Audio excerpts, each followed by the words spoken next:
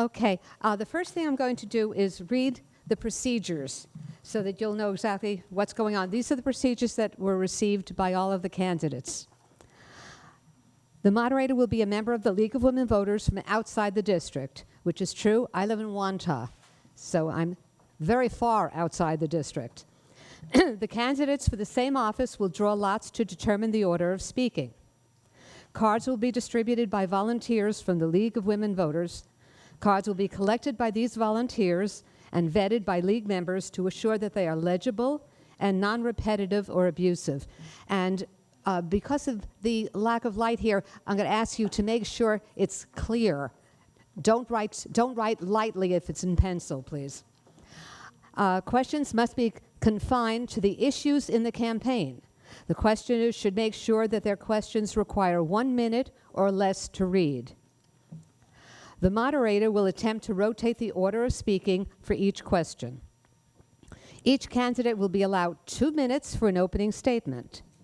After all candidates for the particular office have spoken, the moderator will read questions from the cards. Questions may be addressed to a specific candidate or to the candidates in general, but all will be given an opportunity to answer every question. Each candidate will be given 1.5 minutes to answer a question. There will be no rebuttals. A League member will act as timekeeper, and our timekeeper is right over there. Marie, raise the card.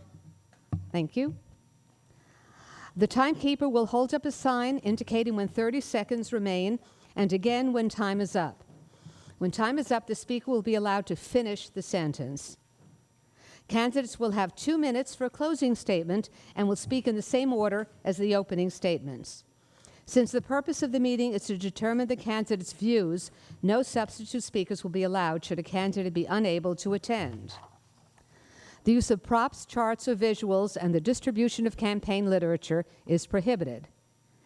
Any recording of the debate must be approved in advance by the League of Women Voters and will be permitted only if agreed to by all of the candidates present.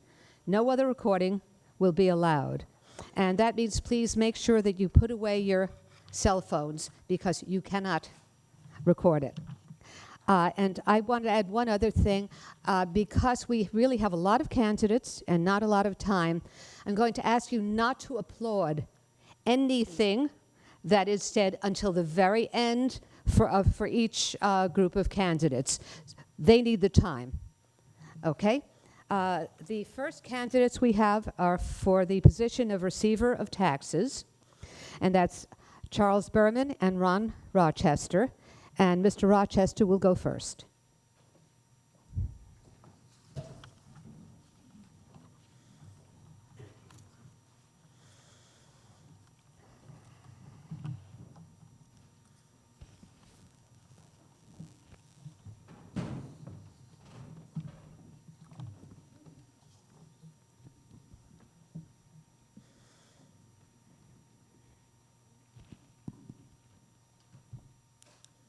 Mr. Rochester? Sure. Ready to start? Yes. Hello, my name is Ron Rochester. I'm running for receiver taxes in Northchester. Could you speak into the microphone, Mr. Rochester? Sorry. Yeah, I think you have to get kind of close like this.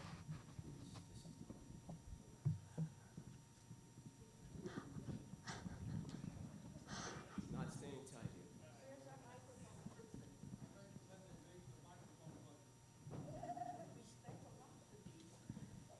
as you turn it, keeps strong. Can't get it to stay tight.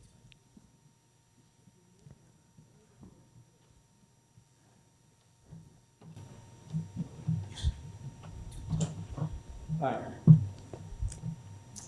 The receiver taxes is entrusted with the serious responsibility of collecting the tax money for the people and the town, and I'm the man for the job. Before I mention my qualifications, I'd like to say that I know the value of money. I grew up in Long Island with little money. My father worked for a wholesale florist, and my mother worked at A&S. My parents sacrificed to send me to Shaman High School, and I paid my way through Fordham University.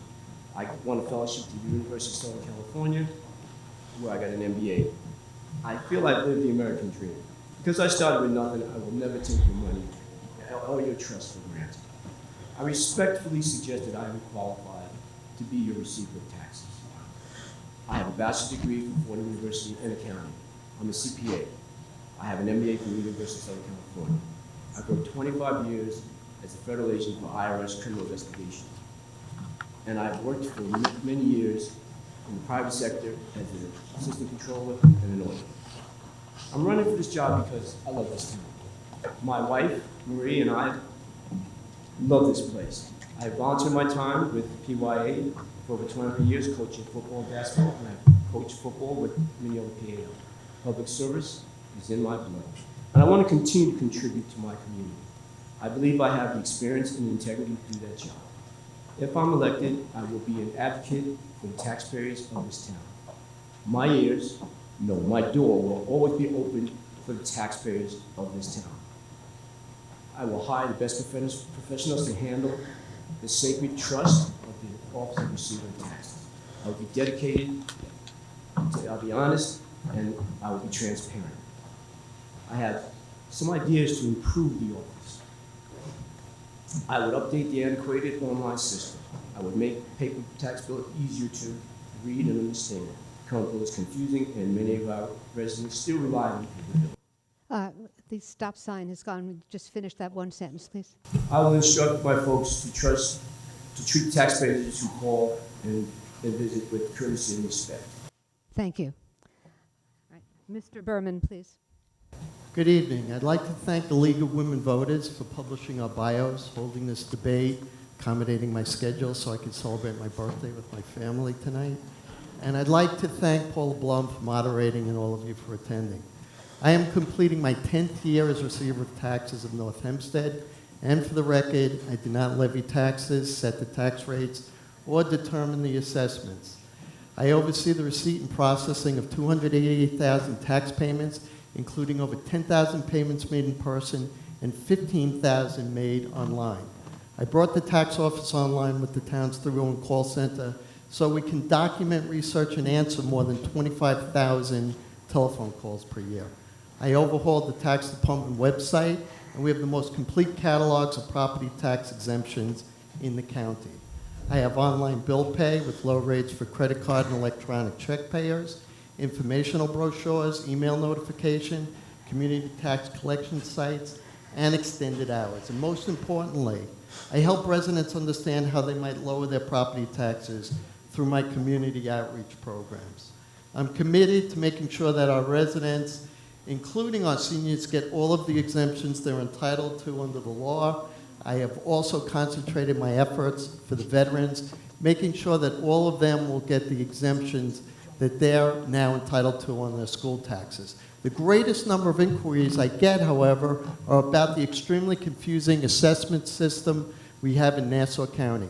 My property assessment grievance seminars that thousands have come to is the only seminar that explains to the public not only how to file a grievance, but what's going on behind the scenes at Department of Assessment, Assessment Review Commission, and SCAR.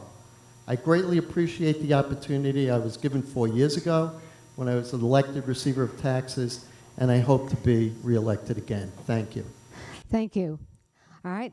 The first question, and that's, we'll start with Mr. Berman. The paper tax bill is confusing and unclear. What would you do to make the tax bill clear and understandable? Well, the paper tax bill reflects the information that's on the county assessment roll, which is created at the county.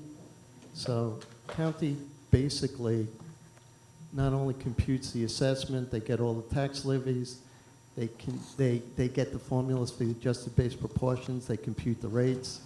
So both factors, assessment and rates, are computed at the county. The entire roll is created at the county, the tax roll. So we actually take that information and print it on our tax forms. Most people don't find it confusing. They do find it understandable. However, when people want, a further explanation about their taxes, either their tax rates or their assessment, my office is able to provide that information. We basically have been using the same tax bills for 10 years, and we do collect 98.5% of all the taxes, both school and general. Thank you. Mr. Rochester? Well, I would say this. I've talked to many people, and many people also told me that the bill is very confusing.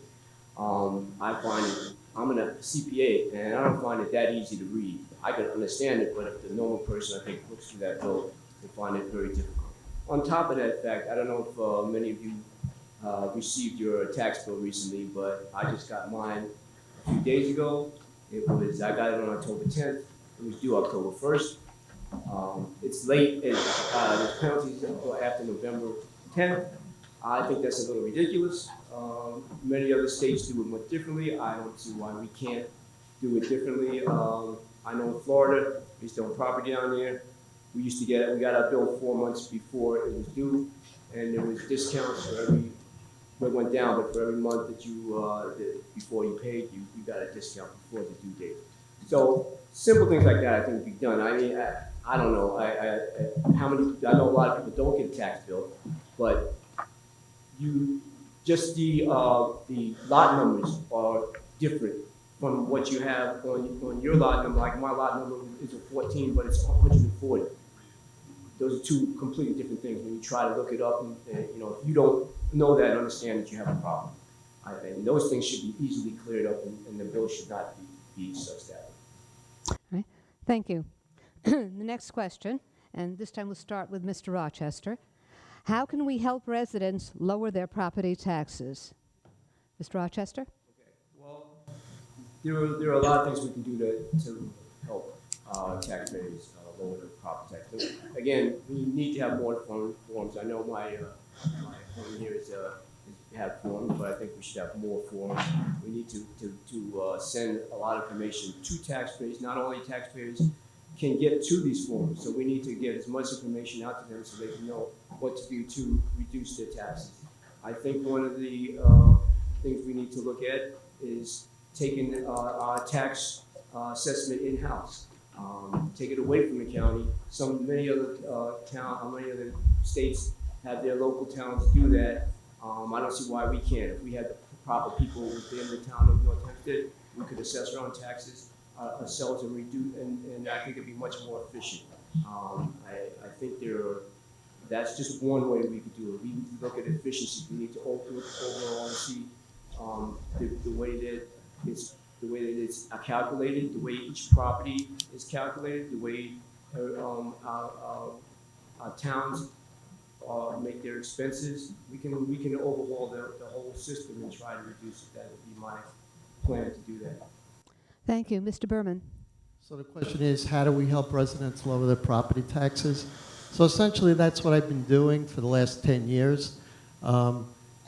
When I first became receiver of taxes in 2010, the very first thing I did was to look and see how many of our seniors had the enhanced star exemption. And I saw that it was about 5,000, and it had been pretty steady over the last 7 or 8 previous years. So I created a seminar for Enhanced Star, and I went out and I went to visit as many senior groups and bring in as many seniors as possible. And over about 4 or 5 years, we increased that number from 5 to 7,000. So as you know, the Enhanced Star is worth double what the basic star is worth, and that was a big savings. We are committed. We expanded the exemption seminar program to make sure that every resident knows about the exemptions. I have a complete catalog of exemptions which are published in brochures and also online, but we expanded that to explain all the exemptions that are entitled to by law. But most importantly, what I did over the last 10 years after Mangano took over and basically started laying off everybody in the Department of Assessment and then decapitated the department and then created a program that was probably borderline illegal, where they were just constantly reducing assessment grievances for everybody who challenged. Some years it was over 92%. During Mangano's reign, it was 78%. We explained to people what was going on and helped them file the challenges and win. Thank you. All right, the next question is addressed to Mr. Berman. Why are our tax checks made out to you personally? Right, I've heard that question before. So, essentially, I'm the trustee of the property tax collection. Every receiver of taxes is. So in Hempstead, the checks are made out to Don Clavin and Oyster Bay to James Stefanich right now. So, by law, the receiver of taxes is personally responsible for the property taxes collected. We're the only elected office that has personal responsibility for their office. But we are essentially the trustees of the property tax collection. Just like an attorney who sets up an escrow account for their clients, and you have to make the check out to the attorney, and he's the guardian of the escrow account and the funds. Same thing is true with the property taxes. So we have a separate office and a separate officer who's responsible for collecting this money. And in North Hempstead, we collect almost $1,400,000,000 in my office annually. Thank you. Mr. Rochester, would you like to address that? Well, I can address that in such that, yes, the receiver is a trustee and is responsible for that. I myself, I would say I have a very high integrity. I would be very, you can trust me with your money. I spent 25 years with Irish criminal investigation. I was responsible for handling millions of dollars and going through my hands, and never once was a penny missing. I still have a top secret clearance. I have integrity, and you can trust me with every cent that passes through my hands. You will never see anything go where it shouldn't go. Thank you. And the last question, and we'll start with Mr. Rochester on this. How can we ensure that residents receive all of the tax exemptions that they are entitled to? Well, that's something that I think is very important. I think we have to, number one, we have to find out whether or not we can do some things that we can make these exemptions automatic for the taxpayers, so that when a taxpayer purchases a house, we can determine what exemptions they are eligible for and be able to put that into the system so they will automatically get those things. I think that's something we need to look into. I think that's something that can be done. We have to make sure that every taxpayer, they get their bill. We should have something that goes along with their bill that gives them information on all potential exemptions that they're eligible for, and have phone numbers and websites and so forth where they can then go get from those bills and then contact them. Thank you. Mr. Berman. Well, I think I covered that in the last question. I did create a very extensive grievance seminar program where I go all over the town. In the last 2 years, I've actually had about 25 workshops in libraries, both for exemptions and for the grievance seminar. And I've also talked to all of our senior groups many times. So, we are very interested in making sure that everybody has all of their exemptions, and it's something that we always look for when people call our office or come in or contact our office and want to know what they can do about their property taxes. Thank you. And now we'll have the closing statements. Mr. Rochester, you go first. Thank you very much. Let me say that when I graduated from college, my parents gave me this watch that I have here. It's not an expensive watch, but it meant something to them when they gave it to me. They said, make your time count. And that's why I'm running for receiver taxes, to make my time count by contributing to this community. If I'm elected, I will handle your money with care and honesty. I will make the office work for you. I will improve the website to make it easier to navigate and to have the information you need. I will improve the electronic billing and payment methods by adding easy and environmentally friendly electronic methods to receive and pay bills. I'll add a drive-through payment centers. I'll expand the taxpayers' form to taxpayers' challenges, assessments, and apply for exemptions. I will partner with villages to make tax collection efficient and less costly. I'll hire professional staff who will treat taxpayers with courtesy and respect. I will be an independent and honest receiver. My voter registration is blank. I'm not registered to any party. The Republican Party gave me the opportunity to run and did not demand that I register as a Republican. I will be my own man. I have the skills and integrity to do the job. I have an accounting degree from Fordham. I'm a CPA. I won a fellowship from the University of Southern California where I earned my MBA there. I was a federal agent with IRS for 25 years, handling criminal investigations, including political corruption. I love this town. It's my home, and that's why I volunteered my many years at PYA Washington and PLEO. My goal is to make things a little better for the taxpayers of the town of Hamilton. I hope you give me a chance to do that. All right. Thank you. And now, Mr. Berman. Thank you. In conclusion, I want to once again thank the League of Women Voters and Paula Blum and everybody for coming here tonight.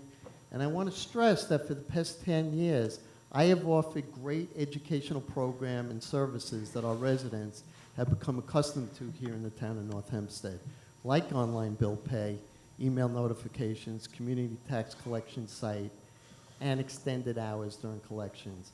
I believe that my intimate knowledge of the property tax system, both from the town side and the county side, and my solid administrative background in business makes me uniquely qualified for this position. I don't think that there's another person in Nassau County who knows this system, the problems in it, and the residents' concerns better than I do. In the next 4 years, we're going to face many challenges like reassessment, which I lived through as receiver of taxes in 2003 and as the assistant to the county assessor from 2004 to 2009. And if Trump leaves, we're going to have the establishment of charitable trust, and that will enable people to pay into these trusts and the trust to receive payments in lieu of taxes as a workaround to the $10,000 limit on the SALT deductions. And I'm the one who's ready for this challenge. So I love helping people. That's what I get to do every day in this position, and that's why I love this job so much. It is truly an honor and pleasure to serve as receiver of taxes, and I hope to continue to do so for the next 4 years. Thank you. Thank you.